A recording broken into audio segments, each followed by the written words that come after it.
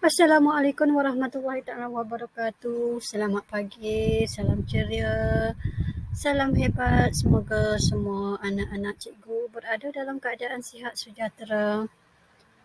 Diharap semuanya masih lagi ceria, masih lagi bersemangat untuk meneruskan PDPR kita.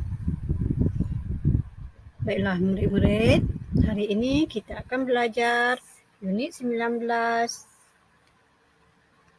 yang bertemakan ceriakan buana kita. Hari ini kita akan belajar halaman 145, kemahiran membaca yang bertajuk terarium atau pasu. Diharap semua murid-murid sudah bersedia dengan buku teks masing-masing dan mendengar pengajaran dan pembelajaran cikgu pada hari ini. Baiklah murid-murid, standard kandungan yang akan kita belajar pada hari ini ialah 2.2 membaca, memahami dan menakul bahan multimedia. Manakala standard pembelajaran 2.2.1 membaca dan memahami maklumat berdasarkan bahan multimedia untuk membuat pertimbangan dan keputusan. Seterusnya, objektif pembelajaran ialah murid dapat membaca dan memahami maklumat berdasarkan bahan multimedia untuk membuat pertimbangan dan keputusan. Afifi dan Sofia berkongsi cerita tentang tanaman mesra alam mereka kepada rakan sekelas. Selamat sejahtera kawan-kawan. Hari ini saya akan bercerita tentang terarium mesra alam milik saya. Terarium ialah bekas lutsina yang digunakan untuk memelihara tumbuh-tumbuhan kecil. Saya menghasilkan terarium mesra alam ini di dalam bekas kaca yang pelbagai saiz dan bentuk. Bekas ini biasanya saya tutup untuk mencegah kehilangan lembapan. Tanaman ini senang untuk saya jaga.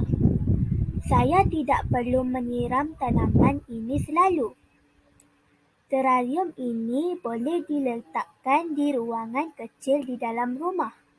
Terarium menjadikan ruang tamu dan bilik tidur saya cantik dan ceria. Terarium mampu menjadi terapi minda bagi meronggarkan stres. Afifi dan Sofia berkongsi cerita tentang kawan-kawan. Tanaman mesra alam saya akan menceritakan perihal tanaman bunga di halaman rumah saya. Selamat Saya lebih sejahtera suka kawan-kawan. memanfaatkan halaman rumah Hari dengan ini tanaman saya akan pelbagai jenis bercerita pokok tentang bunga. Saya menanam pokok bunga di dalam pasu yang mesra pelbagai alam bentuk dan milik saiz. saya.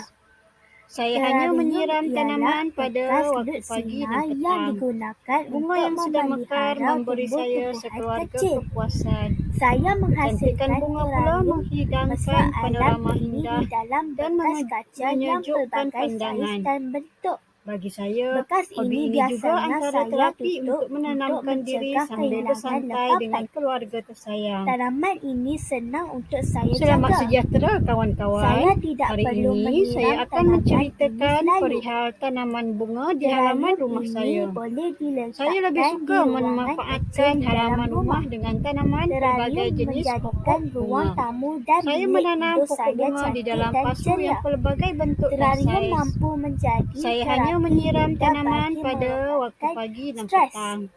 Bunga yang sudah mekar Dennis, kaedah tanaman manakah yang kamu suka? Mengapa?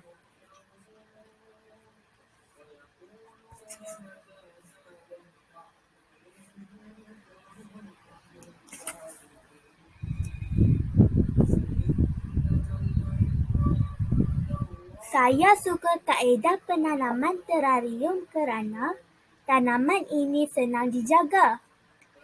Dengan itu, saya memilih terarium kerana tanaman ini boleh diletakkan di ruangan kecil di dalam rumah. Terarium menjadikan ruang tamu dan bilik tidur saya cantik dan ceria. Terarium juga mampu menjadi terapi minda bagi mengurangkan stres. Apakah pula pilihan kamu, Tinesh? Saya suka kaedah penanaman pokok bunga di dalam pasu kerana tanaman ini hanya perlu disiram pada waktu pagi dan petang. Dengan itu, saya memilih cara ini kerana bunga yang sedang berkembang memberikan kepuasan kepada saya sekeluarga. Kecantikan bunga pula menghidangkan panorama indah dan menyejukkan pandangan.